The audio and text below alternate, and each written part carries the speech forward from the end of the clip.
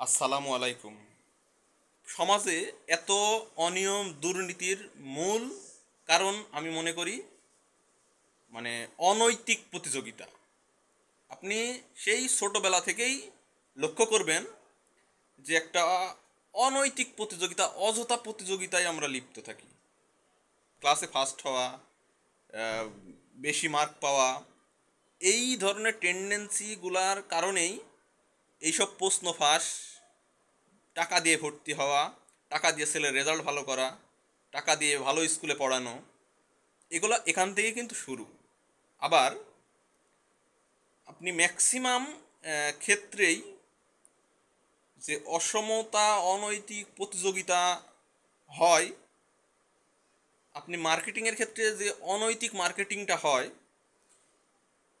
এই অনৈতিক প্রচারণার কারণেই অপরাধগুলো বাড়তেছে, অনিয়মগুলো বাড়তেছে।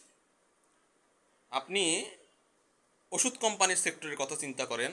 ওষুধ কোম্পানিগুলো যে সেলস রিপ্রেজেন্টেটিভ নিয়োগ দেয় এবং ওষুধ কোম্পানিগুলা ডাক্তারদের যেসব অনৈতিক সুবিধা দেয় তার কোম্পানির গ্রোথের জন্য, কোম্পানির বিজনেস ভালো করার জন্য, এটাই আসলে অনৈতিক মার্কেটিং।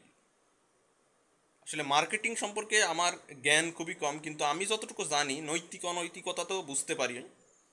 তো আপনি ডাক্তারকে ওষুধ লেখার জন্য ফ্ল্যাট দিচ্ছেন, টাকা দিচ্ছেন, এসি দিচ্ছেন, দিচ্ছেন ডাক্তারের ওয়াইফকে দিচ্ছেন, তার ছেলে মেয়েকে দিচ্ছেন।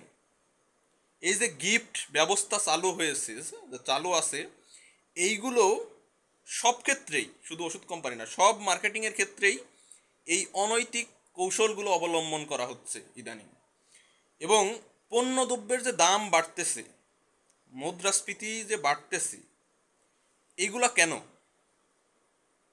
আপনি আপনার একটা ওষুধ যদি কিনে, আপনার একটা ওষুধ লেখানোর জন্য যদি কোম্পানির 100 টাকা খরচ হয়, এই 100 টাকা কি কোম্পানি দিচ্ছে? এটা আপনার পকেট থেকেই নেওয়া হচ্ছে। রিসেন্টলি ঢাকা বিশ্ববিদ্যালয়ের একটা প্রতিনিধি দল যাবে নাকি, লিফট নাকি ক্রয় করতে বিদেশ ভ্রমণে যাবে। তো এইটা ওখানে লিখে দিয়েছে যে এই টাকাটা সেই কোম্পানি বহন করবে। তো কোম্পানি আপনাকে বিদেশ ট্যুরে নিয়ে যাচ্ছে, এই টাকাটা কি আপনাকে হুদাহুদি আপনাকে দিয়ে দিচ্ছে, আপনাকে গিফট করতেছে? আপনার পণ্যের সাথে কি এটা অ্যাড হবে না? অবশ্যই হবে।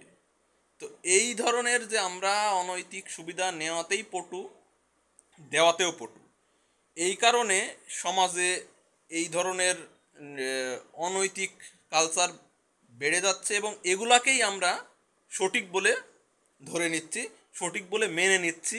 এগুলাকে সঠিক বলে মেনে নিয়েই আমাদের কাজ করতে হচ্ছে। এটা আসলে পুরা সিস্টেমকে, পুরা সমাজকেই এটা গ্রাস করে নিয়েছে যে এখন এইগুলা যদি বলতে যান আপনি, তাহলে অবশ্যই যারা এই লাইনে কাজ করেন তারা আপনার বিরুদ্ধে কথা বলবে। কারণ এইটাই এখন নিয়ম হয়ে গেছে। অনিয়মটাই এখন নিয়ম। অনিয়ম যখন নিয়ম, তখন আসলে এর এগেনস্টে কথা বলাই মুশকিল। কিন্তু কথা বলতে হবে, আমাদের কথা রাইজ করতে হবে, এগুলা জানাতে হবে, বুঝাইতে হবে, এগুলো থেকে দূরে থাকার চেষ্টা করতে হবে। ধন্যবাদ।